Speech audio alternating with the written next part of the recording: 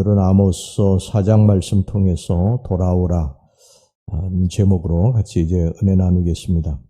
우리 인간이 얼마나 강팍해질 수 있는지, 제가 어떤 아는 분은요, 2번 자식이 사고와 병으로 죽을 고비를 넘겼고, 아내가 한 번 사고로 죽을 고비를 넘겼으며, 자신이 사업으로 큰 망할 고비를 한 번 넘겼습니다. 그때마다 그는 하나님 앞에 살려달라고 간절히 빌었고, 살려주는 대가로 다시는 하나님 떠나서 살지 않겠다고 그렇게 맹세까지 했는데, 하나님이 그를 살려주셨고 다시 회복시켜 주셨어요. 그 가정을 이제 다시 서게 해주셨는데, 근데 지금 그는 사업에 바빠서 교회 나오지 못하고 있습니다.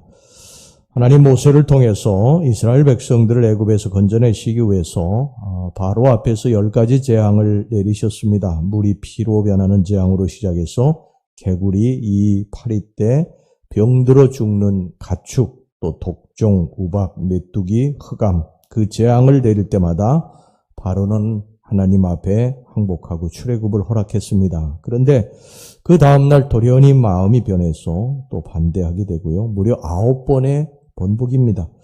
10번째 장자가 죽는 재앙에 손을 들고 말지만 이때도 허락한 후에 곧 후회하고 뒤쫓아와서 이스라엘 백성들을 죽이려고 했습니다. 이 인간이 얼마나 강팍할 수 있는지, 인간의 마음이 얼마나 완악한지 여실히 보여주는 말씀입니다. 하나님의 택한 백성도 성경에 보면 별반 다르지 않습니다. 오늘 여기 본문에 보면 하나님은 이스라엘 백성들에게 재앙을 내리셨어요. 자, 6절 보겠습니다. 6절을 보면 양식이 떨어졌어요. 또 내가 너희 모든 성읍에서 너희 일을 깨끗하게 하며 너희의 각 처소에서 양식이 떨어지게 하였으나 너희가 내게로 돌아오지 아니하였느니라. 여호와의 말씀이니라. 양식이 떨어지게 했다는 거예요. 그런데도 너희가 내게로 돌아오지 아니한다. 이 말씀을 보면 하나님이 양식을 떨어지게, 당신의 택한 백성 이스라엘 백성들의 양식을 떨어지게 하신 이유가 너희들이 나를 떠나 있기 때문이라고 하는 그러한 것을 여기 본문을 통해 알 수 있죠. 또 여기 7절을 보면요, 비가 내리지 않았습니다. 또 추수하기 석 달 전에 내가 너희에게 비를 멈추게 하여 어떤 성읍에는 내리고 어떤 성읍에는 내리지 않게 하였더니 땅 한 부분은 비를 얻고 한 부분은 비를 얻지 못하여 말랐음에, 유대 나라에서 비가 오지 않으면 그건 거의 전멸이에요. 전멸. 한쪽은 비가 오는데 또 한쪽은 비가 오지 않는다. 한쪽은 번성하는데 한쪽은 지금 황폐해 간다는 그런 의미예요. 이것도 하나님께서 이렇게 하신 이유는 이스라엘 백성들이 돌아오지 않았기 때문이다.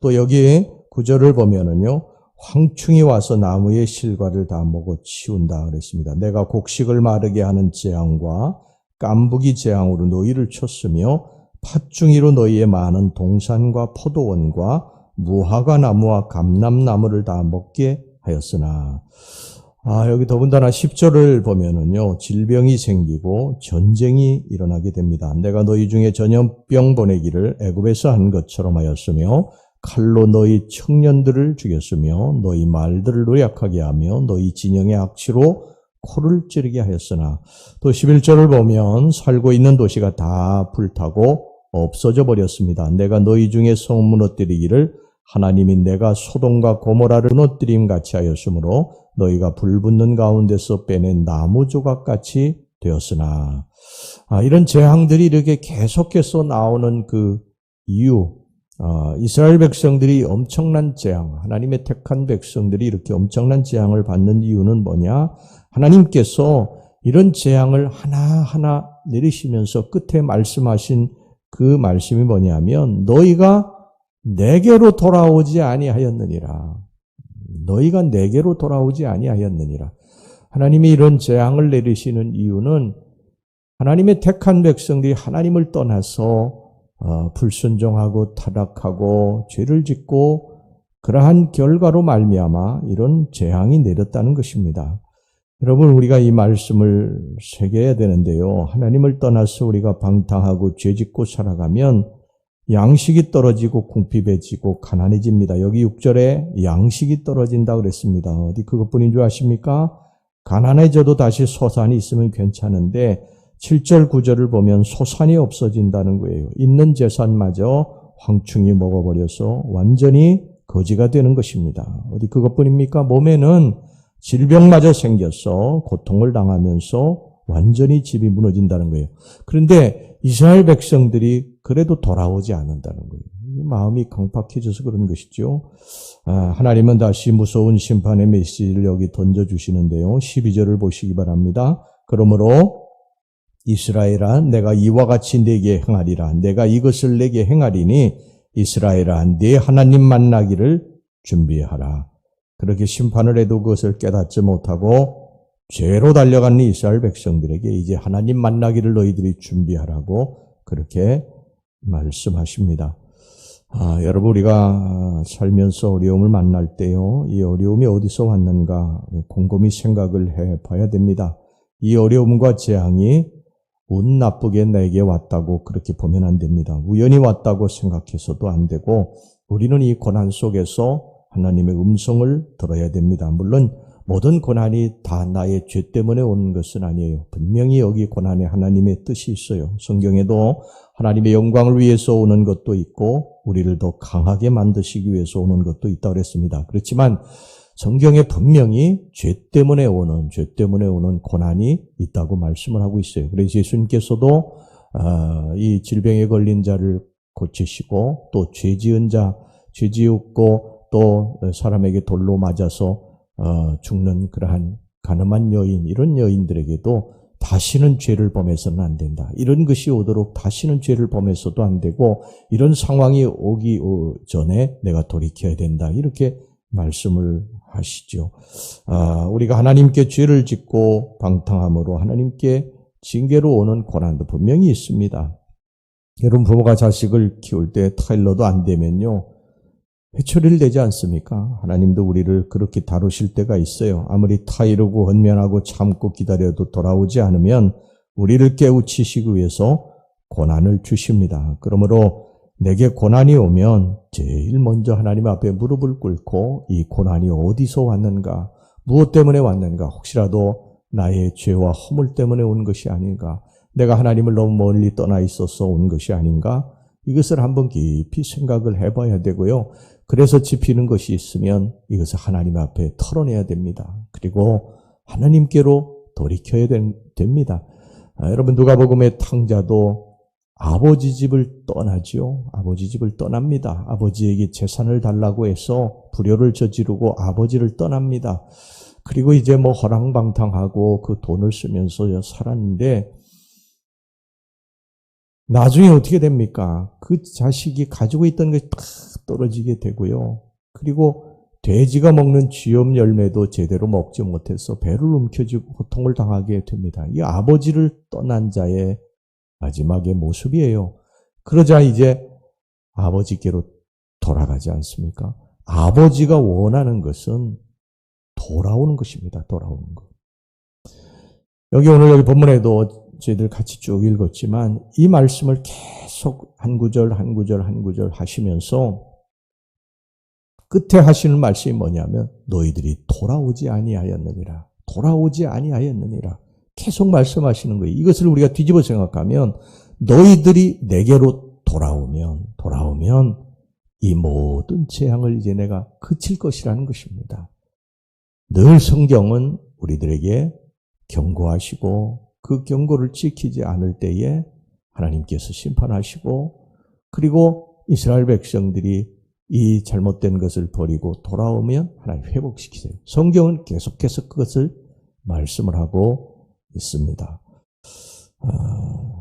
재앙을 거둡니다. 하나님이 양식이 있게 하시고 통장에 잔고가 쌓여가게 하시고 질병에서 건짐을 받게 하시고 건강을 되찾게 하시고 망했던 사업, 망했던 가정이 다시 회복될 줄로 믿습니다.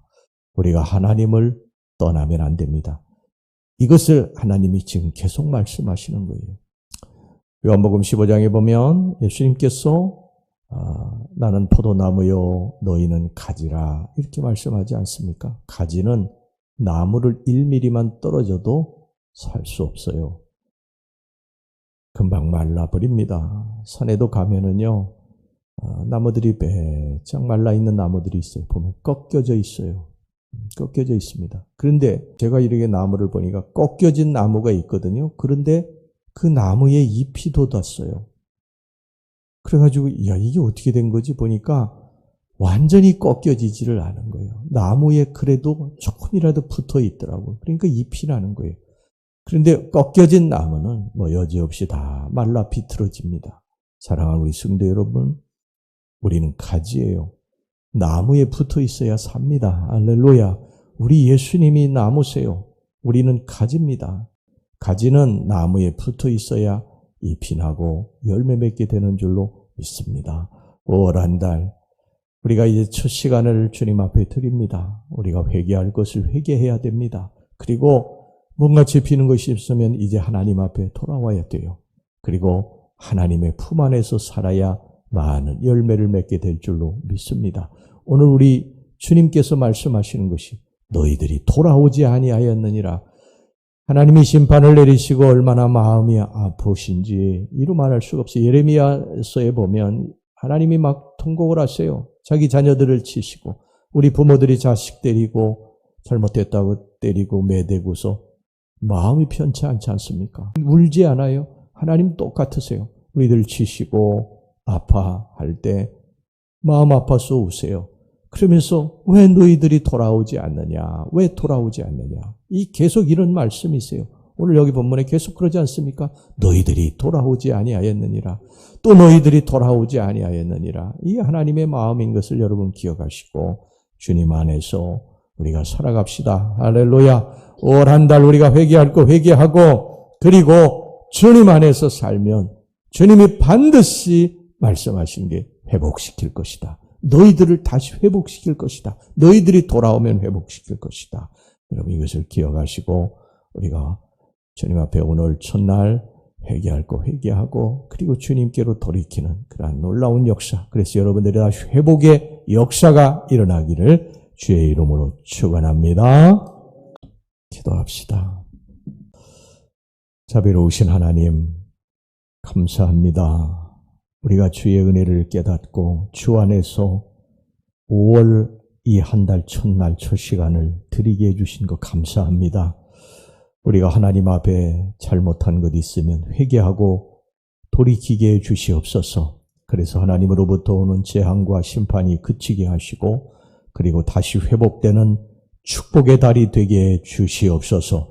모든 재앙을 주님 막아주시고 모든 깐부기 팥중이가 황충이 와서 먹는 것을 주님이 막아주시고 우리들의 가정에 다시 평화와 은혜가 기쁨이 넘칠 수 있는 그러한 축복의 가정이 되게 해 주시옵소서. 사랑하는 자녀들 가슴에 손을 얹었습니다. 주님 저 손으로 하는 일들이 범사에 복을 받게 하시고 저들의 발걸음이 복을 받게 해주시고 어디를 가든지 저들을 통해서 복이 흘러들어가게 하여 주시옵시고 우리 주님께서 암탉이 병아리 품듯이 저들을 품으셔서 하나님 이 5월 한 달도 축복의 한 달이 되게 하여 주시옵시고 모든 것들이 회복되고 바로잡아지고 굽어진 것이 펴지는 놀라운 역사가 우리 사랑하는 성도들에게 나타나게 하여 주시옵소서. 저들의 자손들을 축복하시고 든든히 서게 하시고 어디서든 좋은 사람들 많이 만날 수 있도록 하나님 역사에 주시옵소서. 우리 한 사람 한 사람 머리 위에 우리 주님이 안수하여 주시옵시고 물질의 샘이 마르지 않도록 성령님이 채워 주시옵소서. 건강의 축복을 주시고 사고로부터 저들을 막아 주시옵소서. 예수님 이름으로 기도하옵나이다. 아멘.